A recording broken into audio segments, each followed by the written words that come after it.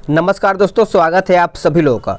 दोस्तों, आप सभी लोगों का कमेंट आ रहा कि सर मेंस का भी प्रैक्टिस सेट स्टार्ट कर दीजिए। तो आज हम मेंस का प्रैक्टिस सेट लेकर के आए हैं, जो कि ये आपका प्रीवियस ईयर का है। यानी आपका यहाँ पे देख पा रहे होंगे 22/7/2018 को जो आपका यहाँ पे मेंस का पेपर हुआ था वही आपका प्रीवियस ईयर का है।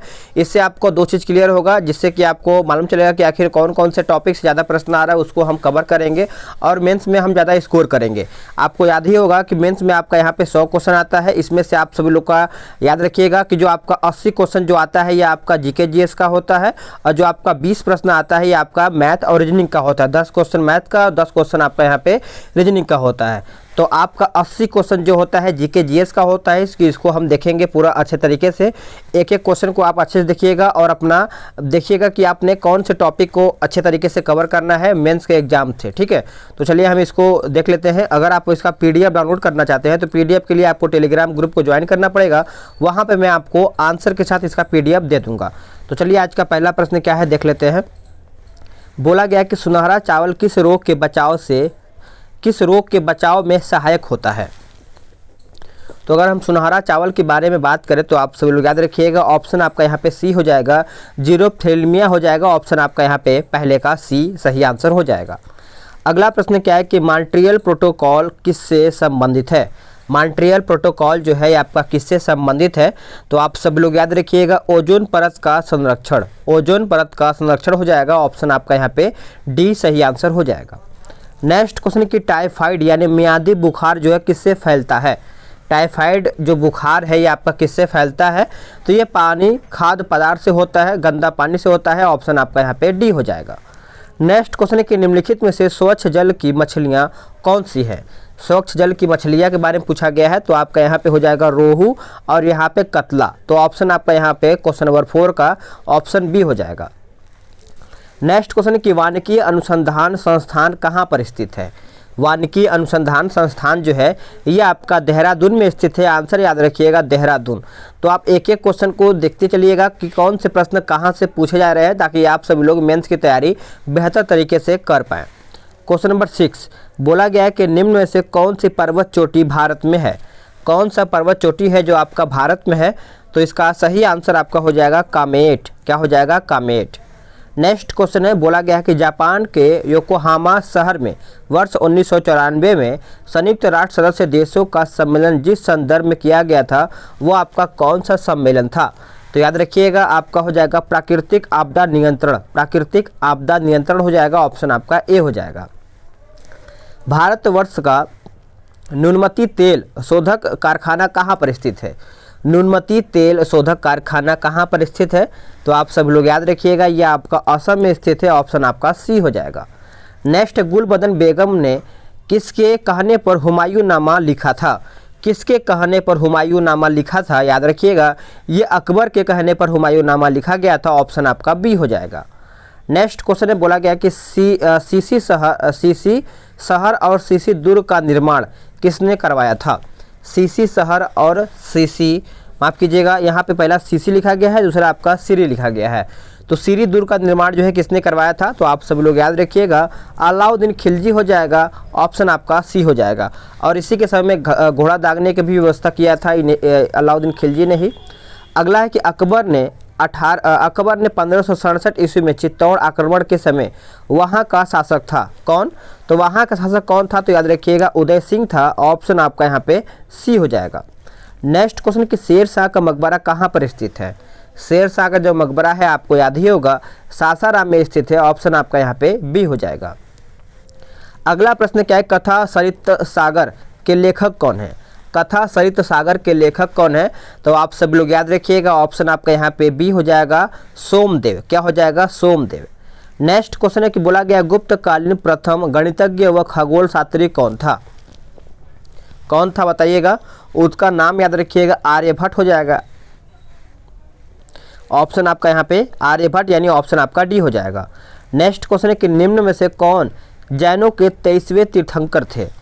जैनों के 23वें तीर्थंकर थे। तो आप सब लोग याद रखिएगा पार्श्वनाथ हो जाएगा। ऑप्शन आपका यहाँ पे क्या हो जाएगा, सी करेक्ट आंसर हो जाएगा।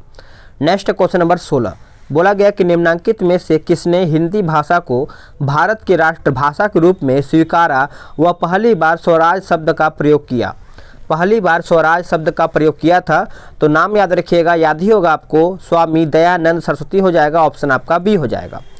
नेक्स्ट, अखिल भारतीय राष्ट्रीय कांग्रेस की प्रथम भारतीय महिला अध्यक्ष कौन थी? भारतीय महिला अध्यक्ष आपको याद ही होगा, सरोजिनी नायडू। सरोजिनी नायडू हो जाएगा, ऑप्शन आपका सी हो जाएगा। अगला कि रविन्द्रनाथ टैगोर ने नाइटहुड की उपाधि क्यों लौटा दिया था? नाइटहुड की जो उपाधि है क्यों लौटा दिया था? तो आप याद रखिएगा, जलियांवाला बाग हत्याकांड के विरोध में ही उसको लौटा दिया गया था, ऑप्शन आपका बी हो जाएगा। नेक्स्ट है कि 1937 ईस्वी में कांग्रेस मंत्रिमंडल कितने प्रांतों में बटे थे? मतलब कितने प्रांतों में बन गए थे? तो आप सभी लोग याद रखिएगा, ये 8 प्रांतों में बने थे, ऑप्शन आपका सी हो जाएगा। भारतीय मुस्लिम लीग की स्थापना किस वर्ष में हुआ था? तो भारतीय मुस्लिम लीग की स्थापना जो है आप सभी लोग याद रखिएगा 1906 में। क्या हो जाएगा? 1906 में हो जाएगा, ऑप्शन आपका सी हो जाएगा। अगला प्रश्न है कि प्रार्थना समाज के संस्थापक कौन थे? प्रार्थना समाज के संस्थापक याद रखिएगा महादेव गोविंद रनाडे हो जाएगा, ऑप्शन आपका ए हो जाएगा। गांधी जी दांडी यात्रा का प्रारंभ किस तारीख और वर्ष में हुआ था? तो ये आपका हुआ था 12 मार्च को, और ये 1930 में। ये आपका अक्सर प्रश्न पूछा जाता है कि दांडी मार्च डेट सहित कब हुआ था। अगला है कि वर्ष 2011 के जनगणना अनुसार भारत में न्यूनतम जनसंख्या घनत्व राज्य कौन सा है? तो ये कौन सा है? तो अरुणाचल प्रदेश हो जाएगा, ऑप्शन आपका यहाँ पे बी राइट आंसर हो जाएगा। नेक्स्ट प्रश्न है कि अंतर्राष्ट्रीय मुद्रा कोष का वित्तीयन किसके द्वारा किया जाता है? तो ये किसके द्वारा किया जाता है? तो सदस्य देश हो जाएगा, ऑप्शन आपका यहाँ पे डी हो जाएगा। नेक्स्ट क्वेश्चन है कि बेरोजगारी व मुद्रास्फीति की संयुक्त घटक कहलाती है क्या?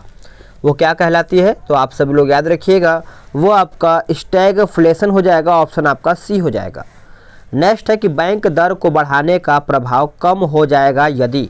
बैंक दर को बढ़ाने का जो प्रभाव है कम हो जाएगा यदि, तो आप सभी लोग याद रखिएगा आपका CRR कम कर दी जाएगी, यानी ऑप्शन आपका सी हो जाएगा। निम्न सार्वजनिक उपक्रम में कौन सा महारत्न नहीं है?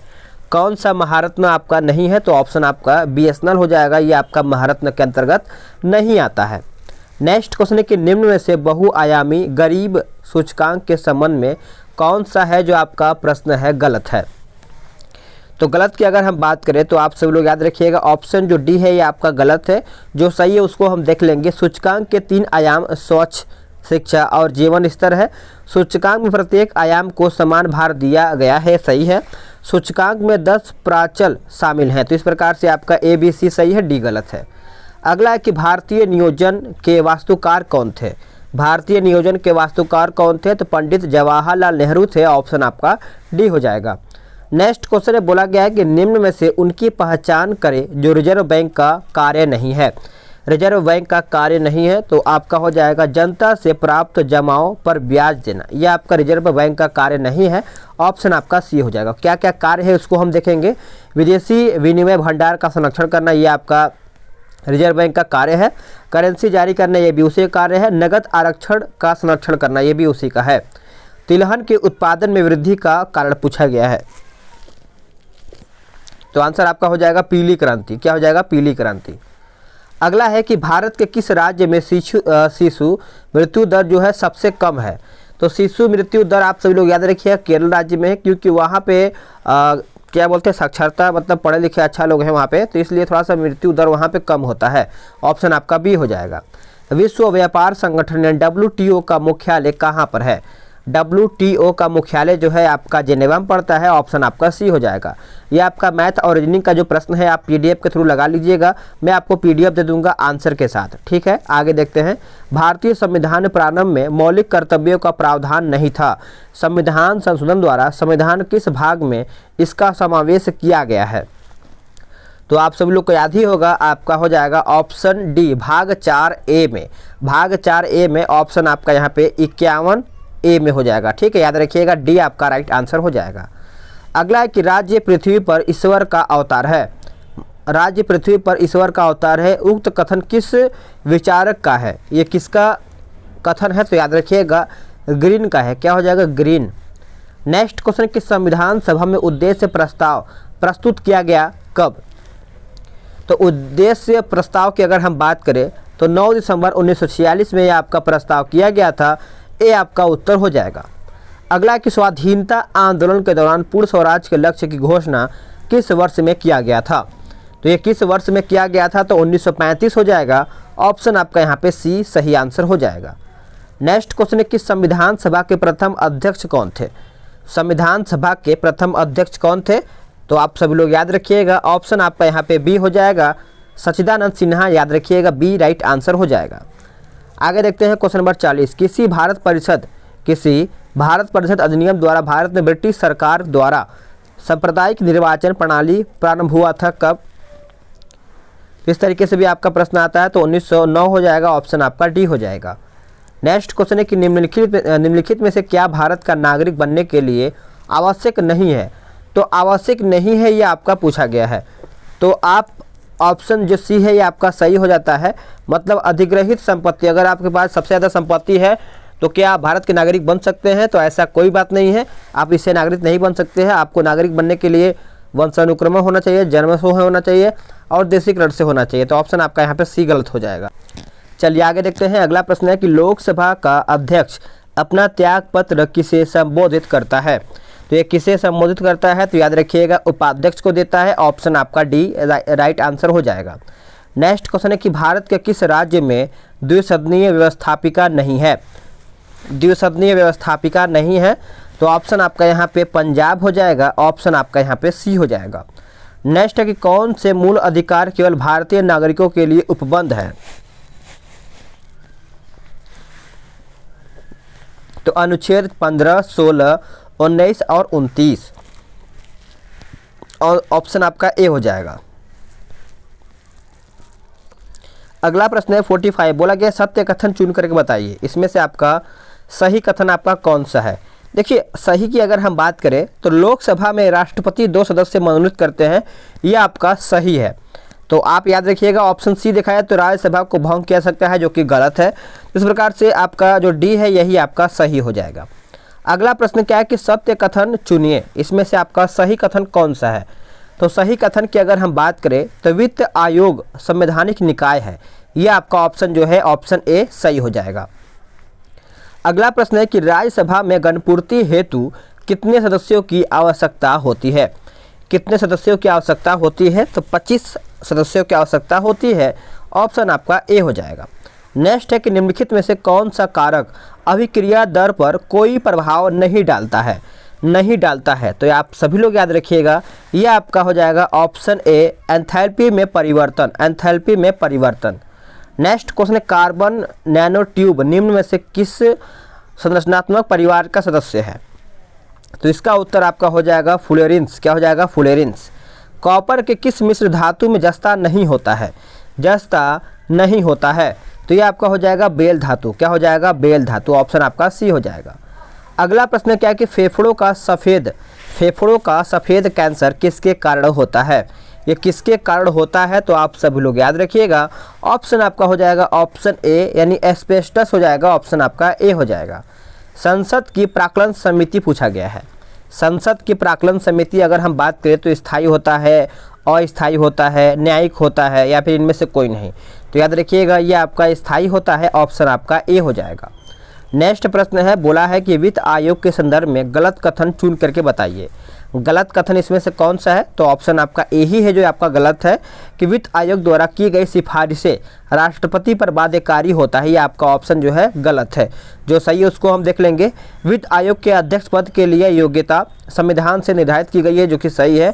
अभी तक 15 वित्त आयोग का गठन किया जा चुका है, ये भी सही है। संविधान के अनुच्छेद 280 के अनुसार वित्त आयोग का गठन किया जाता है, ये अभी आपका सही है। ये आपका मैथ रीजनिंग का है, तो इसको आप अच्छे से लगा लीजिएगा, ठीक है। मैं आपको पीडीएफ प्रोवाइड करा दूंगा, कहाँ पे? टेलीग्राम पे। तो चलिए आज का प्रश्न आगे देख लेते हैं। बोला गया है कि निम्न में से किस रासायनिक अभिक्रिया में नाइट्रोजन का अपचयन नहीं होता है? तो नाइट्रोजन का अपचयन जो है नहीं होता है, तो याद रखिएगा ऑप्शन आपका यहाँ पे बी जो है गलत हो जाएगा। अगला है क्योटो प्रोटोकॉल का उद्देश्य निम्न में से किसकी मात्रा कम करता है? किसकी मात्रा है जो आपका कम करता है? तो ये करता है ग्रीन हाउस गैस का। ग्रीन हाउस गैस का। अगला कि ऊर्जा का स्तूप यानी पिरामिड होता है। ऊर्जा का जो पिरामिड होता है ये आपका हमेशा सीधा होता है, ये इस प्रकार से आपका बनता है। अगर उल्टा की बात करें तो ये आपका इस प्रकार से, एक सेकेंड मैं एक बार फिर से बना के दिखाता हूँ। अगर सीधा की बात करें तो इस तरीके से बनता है, अगर उल्टा की अगर बात करें तो ये आपका इस तरीके से बनता है। ठीक है, आगे देखेंगे। अगला है कि परंपरागत रूप से क्रिकेट बैट के निर्माण में किस पेड़ के काष्ठ का उपयोग होता है? तो सही आंसर आपका हो जाएगा ऑप्शन ए, विलो का। विलो पेड़ का उपयोग होता है बैट बनाने के लिए। अगला प्रश्न है कि भारत का राष्ट्रीय पुष्प कौन सा है? भारत का राष्ट्रीय पुष्प कौन सा है? तो ये आपका हो जाएगा ऑप्शन सी, नेलम्बो न्यूसीफेरा। ये आपका यहाँ पे वैज्ञानिक नाम यानी साइंटिफिक नेम दिया गया है। नेक्स्ट क्वेश्चन क्या है कि जीव विज्ञान पिता कौन कहलाते हैं? जीवा विज्ञान के पिता कौन कहलाते हैं? तो आप सभी लोग याद रखिएगा अरस्तु। अरस्तु आप सभी लोग को याद ही होगा, ए आपका राइट आंसर हो जाएगा। आगे देखेंगे। अगला प्रश्न है कि निम्न में से कौन सा एक जूट फल है? माफ कीजिएगा, एक कूट फल है। यहाँ पे लिखा गया है कि निम्न में से कौन सा एक कूट फल है। कूट की अगर हम बात करें तो इसमें आपका ड्रम्प जो है आपका कूट फल है, ऑप्शन आपका बी हो जाएगा। कीटभक्षी पादप का उदाहरण कौन सा है? कीटभक्षी पादप का उदाहरण कौन सा है? तो आपका हो जाएगा ऑप्शन बी, नेफेंथीज। नेफेंथीज हो जाएगा, ऑप्शन आपका बी हो जाएगा। नेक्स्ट क्वेश्चन है कि निम्नलिखित में से कौन सी शर्त 1813 ईस्वी के चार्टर एक्ट का अंग नहीं था? चार्टर एक्ट का अंग नहीं था, तो ये आपका हो जाएगा option B, East India company का भारत में व्यापारिक अधिकार पूर्ण रूप से समाप्त कर दिया। यानी ऑप्शन आपका यहाँ पे बी सही आंसर हो जाएगा। आगे देखेंगे। अगला है कि एक प्रकाश वर्ष बराबर होता है कितना किलोमीटर? एक प्रकाश वर्ष जो होता है आप सब लोग याद रखिएगा 9.46 × 10 के पावर 12 किलोमीटर प्रति सेकंड होता है, ऑप्शन आपका बी हो जाएगा। नेक्स्ट क्वेश्चन है कि निम्न में से कौन सा नियम रॉकेट प्रणोदन में शामिल होता है? ये कौन सा है? तो ये आपका हो जाएगा ऑप्शन सी, न्यूटन की गति का तीसरा नियम। ऑप्शन आपका यहाँ पे सी हो जाएगा। नेक्स्ट प्रश्न है कि निम्न में से कौन सा ग्रह सौरमंडल के वैक्यूम क्लीनर की भांति कार्य करता है? ये कौन सा है? तो आप सभी लोग याद रखिएगा 74 का ऑप्शन आपका यहाँ पे बृहस्पति हो जाएगा, यानी जुपिटर हो जाएगा, ऑप्शन आपका ए हो जाएगा। यदि वायुमंडल दाब पारा के 76 सेंटीमीटर सामान्य दाब से कम हो तो पानी डैश तापमान पर उबलेगा। तो आप सभी लोग याद रखिएगा आपका हो जाएगा ऑप्शन ए, यानी 100 डिग्री सेंटीग्रेड के कम, यानी ऑप्शन आपका यहाँ पे ए राइट आंसर हो जाएगा। सूर्य एवं तारों में ऊर्जा का प्रमुख स्रोत पूछा गया है। सूर्य एवं तारों में ऊर्जा का प्रमुख स्रोत, तो आप सब लोग याद रखिएगा नाभिकीय संलयन। नाभिकीय संलयन। अगला है कि पेयजल में निम्न में से किसकी अधिकता के कारण ब्लू बेबी सिंड्रोम होता है? ब्लू बेबी सिंड्रोम जो होता है याद रखिएगा नाइट्रेट हो जाएगा, ऑप्शन आपका डी हो जाएगा। नेक्स्ट प्रश्न में बोला गया है कि ब्रंटलैंड रिपोर्ट जो सतत विकास के संदर्भ में है उसका शीर्षक पूछा गया है। अगर हम उसका शीर्षक की अगर हम बात करें तो ये आपका हो जाएगा option C, our common future. Our common future हो जाएगा, ऑप्शन आपका सी हो जाएगा। प्रत्येक वर्ष विश्व जल दिवस कब मनाया जाता है? प्रत्येक वर्ष जो है विश्व जल दिवस आपका 22 जल दिवस है, तो आपका यहाँ पे 22 मार्च हो जाएगा। 77 का ऑप्शन आपका यहाँ पे सी हो जाएगा। अगर पृथ्वी दिवस पूछा जाए तो आप 22 अप्रैल मारिएगा। अगला कि मेघालय की गारो पहाड़ियाँ निम्न में से किस फसल के उत्पादन के लिए जानी जाती है? तो इसका उत्तर याद रखिएगा, ये आपका संतरा के लिए जाना जाता है, ऑप्शन आपका ए हो जाएगा। भारत में वन नीति यानी 1952 ईस्वी का संशोधन कब किया गया था? तो ये आपका किया गया था 1988 में, ऑप्शन आपका डी सही आंसर हो जाएगा। नेक्स्ट क्वेश्चन है कि नेफा पूछा गया है, इसका फुल फॉर्म। तो नेफा की अगर हम बात करें तो इसका फुल फॉर्म की अगर हम बात करें तो नॉर्थ ईस्ट फ्रंटियर एजेंसी हो जाएगा, ऑप्शन आपका सी हो जाएगा। पशुओं की रेड सिंधी नस्ल निम्न में से किस घरेलू पशु से संबंधित है? यहाँ पे देखिए नस्ल से भी आपका एक प्रश्न पूछा जाता है, जो कि मैंने नस्ल का एक वीडियो बना करके आपको प्रोवाइड करा दिया है, तो वहाँ से आप नस्ल को याद कर पाएंगे पक्का। वहाँ से मान के चलिए आ ही जाता है, अगर याद होगा तो आपको ही बेहतर होगा। तो ये आपका गाय हो जाएगा। क्या हो जाएगा? गाय। अगला है कि भारत का दक्षिणतम बिंदु कौन सा है? भारत का दक्षिणतम बिंदु आपका हो जाएगा इंदिरा पॉइंट। ये आपका देखिए बिहार दरोगा पीटी में प्रश्न आ गया था, तो आप इसको, ये इंदिरा पॉइंट नहीं आया था, इंदिरा कॉल आया था, ये आपका नहीं आया था, आपका यहाँ पे उत्तर का आया था। अगला है कि बोला गया कि लोनावाला जल विद्युत संयंत्र कहाँ पर स्थित है? तो 83 का उत्तर आपका हो जाएगा ऑप्शन सी, महाराष्ट्र हो जाएगा। क्या हो जाएगा? महाराष्ट्र। भारत में परमाणु ऊर्जा आयोग की स्थापना कब की गई थी? तो इसका आंसर आपका हो जाएगा ऑप्शन ए 1947 में, 1947 में। नेक्स्ट प्रश्न है कि नामदफा बाघ अभयारण्य किस राज्य में स्थित है। नामदफा बाघ अभयारण्य है जो एक आपका कौन से राज्य में स्थित है, तो आपको याद ही होगा तमिलनाडु। 85 का देखा जाए तो तमिलनाडु नहीं होगा, 85 का अरुणाचल प्रदेश हो जाएगा, ऑप्शन आपका ए हो जाएगा। दक्षिण भारत की सर्वोच्च चोटी कौन सा है। दक्षिण भारत की अगर हम सर्वोच्च चोटी की अगर हम बात करें तो आपका अनाईमुड़ी हो जाएगा, ऑप्शन आपका सी हो जाएगा। ये आपका मैथ रीजनिंग का प्रश्न है, तो इसको आप अच्छे से PDF के थ्रू लगाइएगा और एकदम बेहतर तरीके से लगाइएगा, मैं आपको आंसर दे दूंगा। तो अभी लास्ट में आपका एक क्वेश्चन आता है कि बोला गया है कलोल पावर विद्युत परियोजना कहाँ पर है। तो ये आपका कहाँ पर है, तो आपका याद रखिए गुजरात में है, ऑप्शन आपका डी हो जाएगा। देखिए मैं आपको आंसर भी यहाँ पे लास्ट में दे दूंगा, तो आप इसको आराम से लगा लीजिएगा। और फ्रेंड्स आप सभी लोगों ने कितना क्वेश्चन 100 में से किया है कमेंट करके बताइएगा, और क्या आपका 55 से 60 प्रश्न आ रहा है ये भी आप कमेंट करके बताइएगा। तो वीडियो कैसा लगा है कमेंट करके बताइएगा, और इसको शेयर भी कर दीजिएगा ताकि और भी लोग देख पाएँ और अपना मेंस का तैयारी बेहतर कर पाएँ। तो चलिए मिलते हैं एक नई वीडियो में, आज के लिए इतना ही। जय हिंद, वंदे मातरम।